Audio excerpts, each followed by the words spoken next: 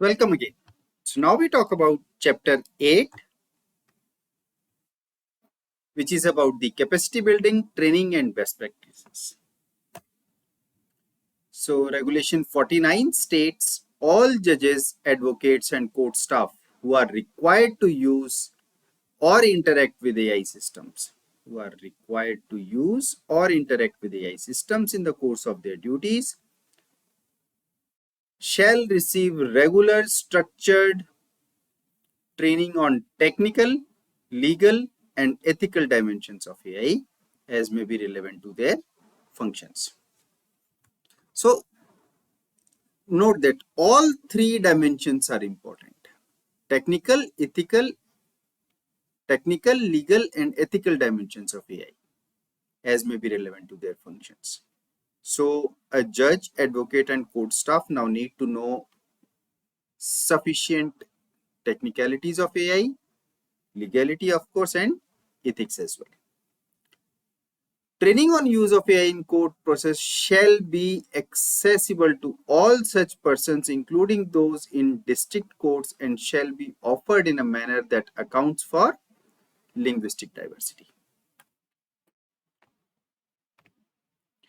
The training program shall be developed by the AI Secretariat in consultation with relevant domain experts and judicial training institutions, and shall address at a minimum the functioning capabilities and limitations of AI systems in use in court processes.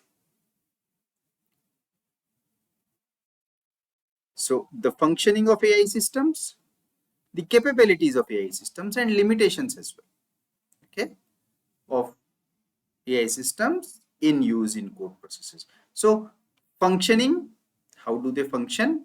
What are the capabilities? That is, what is it that they can actually do? What is it that they actually cannot do? Limitations. So it's a good and very nice experience to see that the regulations acknowledge about the functioning capabilities and limitations of AI system, because in the current hype, in the current slope, there are very little people talking about limitations. So it's actually very refreshing to see that our Supreme Court has actually the identification and mitigation of AI bias. So these kind of training should also be given to the judges, lawyers and court staff. Hallucinations and technical errors. The legal and ethical framework governing AI in the judicial context, including the rights of the litigants and the obligations of judicial officers under these regulations, data protection principles, cybersecurity awareness and the handling of sensitive judicial data, and the correct procedures for reporting AI incidents, raising concerns, and utilizing grievance redressal mechanisms. So now the repository of best practices on AI incidents.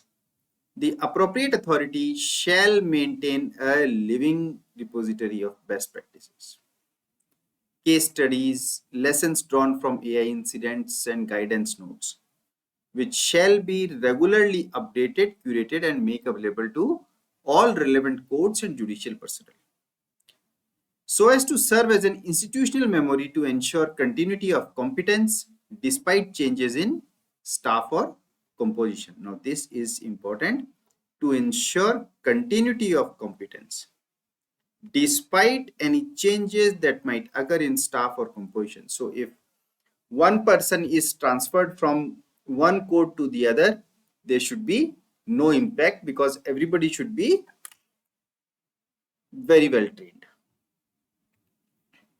Review of training programs. The adequacy and effectiveness of training programs shall be reviewed at least once in every 2 years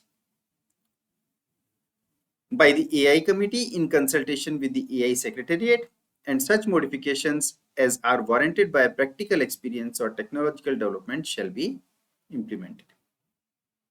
Every High Court shall devise an annual training calendar in coordination with judicial training institutions and the apex body to ensure the sustained and updated competence of all judicial and administrative personnel in matters relating to AI.